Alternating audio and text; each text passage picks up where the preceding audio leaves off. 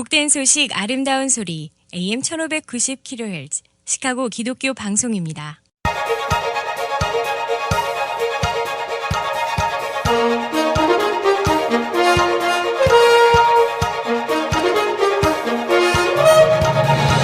김정일 해설위원의 시사 해설. 세상을 넓게 봅니다. 삶의 지평이 넓어집니다.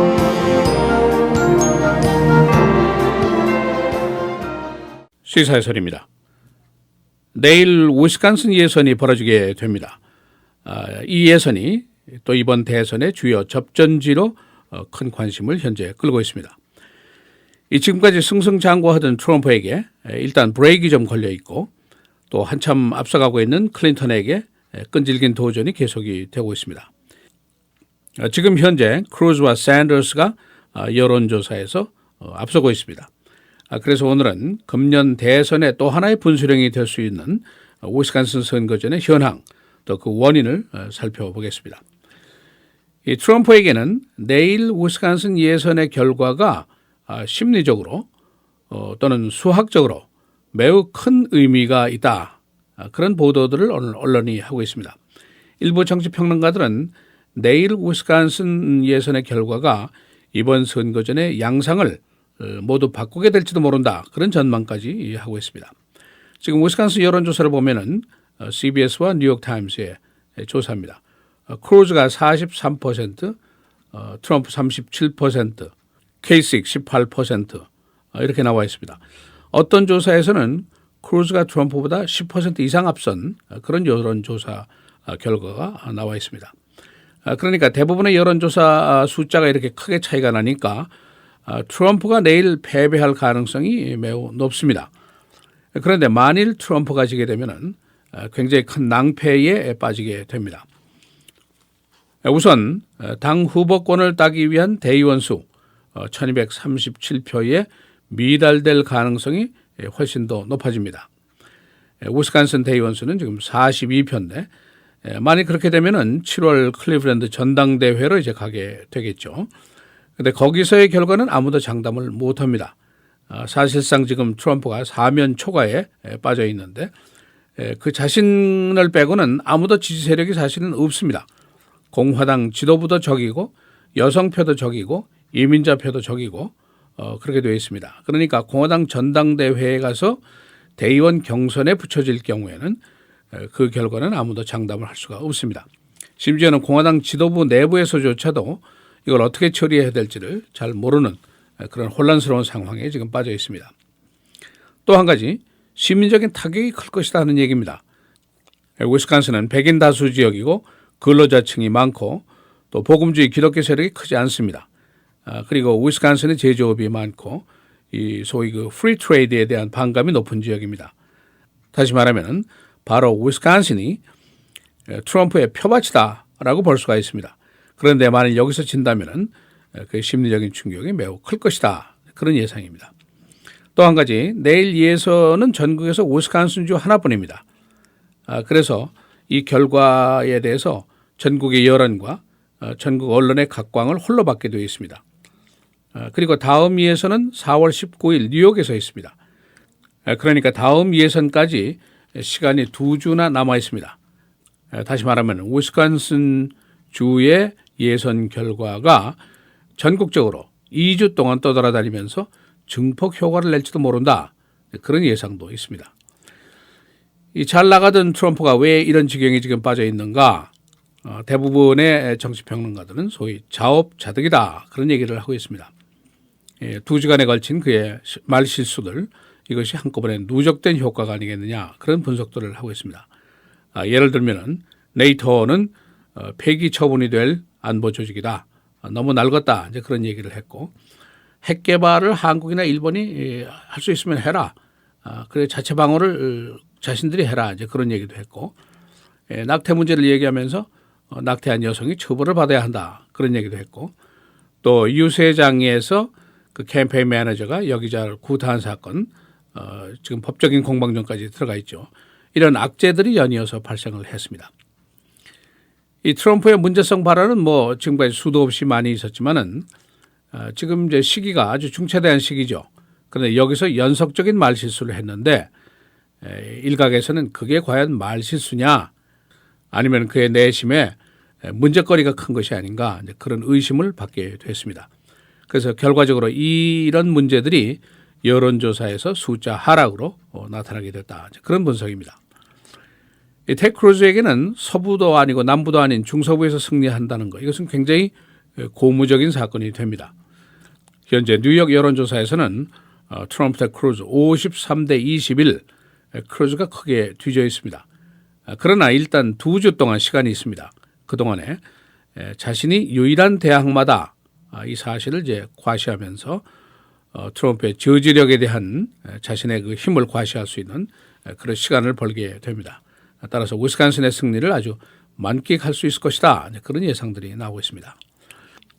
민주당 위스콘신 예선전 샌더스 대 클린턴 49대 47, 샌더스가 의외로 조금이지만 앞서고 있습니다.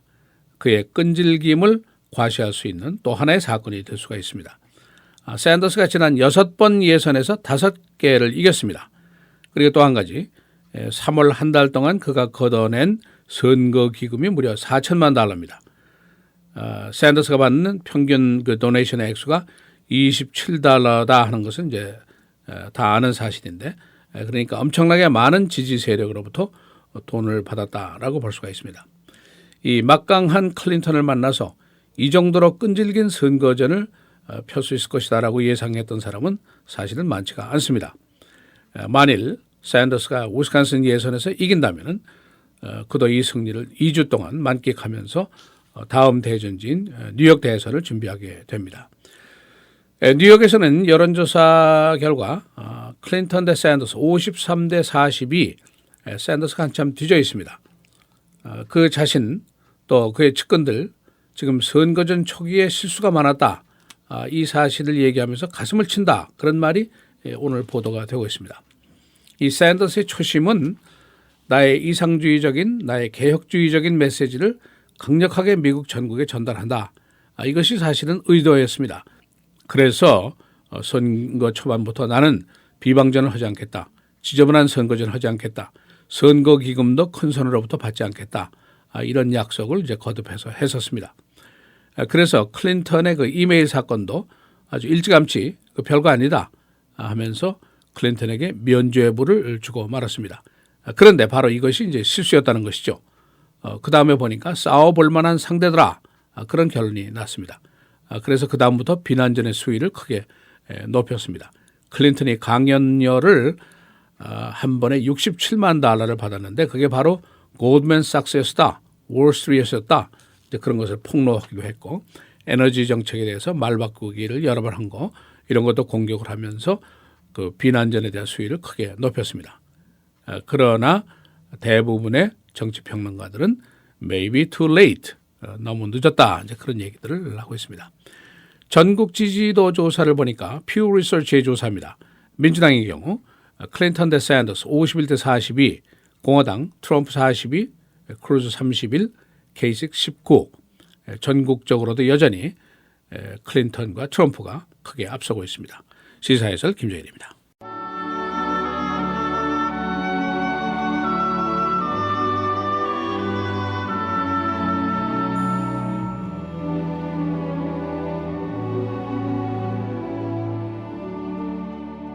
무엇이든지 밖에서 사람에게로 들어가는 것은 능히 사람을 더럽게 하지 못하되 사람 안에서 나오는 것이 사람을 더럽게 하는 것이니라 하시고,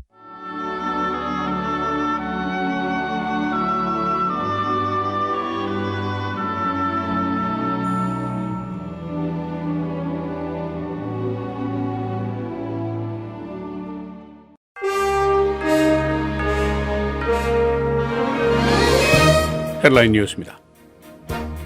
내일 벌어지는 위스콘신 예선, 또 하나의 선거전 분수령으로 주목을 받고 있습니다. 여론조사 결과 크루즈와 샌더스가 앞서고 있습니다. 내일 트럼프가 패배하면 전당대회 전에 후보 자리 따내기가 사실상 어려워집니다. 그리스가 어제부터 난민들을 다시 터키로 송환하기 시작했습니다. EU와의 협약 때문입니다. 어제 3대의 그리스 보트가 난민 202명을 다시 터키로 돌려보냈습니다. 현재 터키에는 270만 명의 시리아 난민이 거주하고 있습니다. 브라질 올림픽 티켓 세일이 부진합니다. 개막 4개월을 남기고 티켓 세일이 절반에 미치지 못하고 있습니다. 브라질 현재 정치적 경제적으로 불안정 속에 빠져 있습니다. 의회 내에서는 브라질 대통령에 대한 탄핵 움직임까지 있습니다. 캘리포니아에서 뉴욕 등 민주당 주도 주들이 최저임금 1시간당 $15 인상 시도를 계속하고 있습니다. 이들 주들은 일리노이, 미시간, 뉴저지, 워싱턴 등입니다. 캘리포니아 거버너 제리 브라운은 오늘 최저임금 $15 인상안에 서명을 하게 됩니다. 모슬렘 가족이 유나이티드 에어라인에게 사과를 요구하고 있습니다. 유나이티드 에어라인은 어린이 좌석 문제로 논란 끝에 모슬렘 가족의 탑승을 거부했었습니다. 모슬렘 민권기관은 항공사들의 잦은 모슬렘 승객 탑승 거부에 항의를 하고 있습니다. 앰트랙 열차 충돌 사고로 근로자 2명이 숨지고 승객 30여 명이 부상을 입었습니다. 조지아에서 뉴욕으로 가던 열차 트랙에 걸려있던 굴착기와 충돌했습니다. 이 열차에는 340여 명의 승객이 타고 있었습니다. 시카고 도로의 팟홀 수리 공사가 오늘부터 시작이 됩니다. 시카고시는 오늘부터 도로공사팀을 동원해서 시내 전역에 있는 팟홀 공사에 들어갑니다. 금년에 온난한 겨울 때문에 도로 파손이 평년보다 심하지 않습니다. WBBM 뉴스 라디오의 오랜 앵커맨인 데이비드 미셸이 교통사고로 사망했습니다. 향년 60세.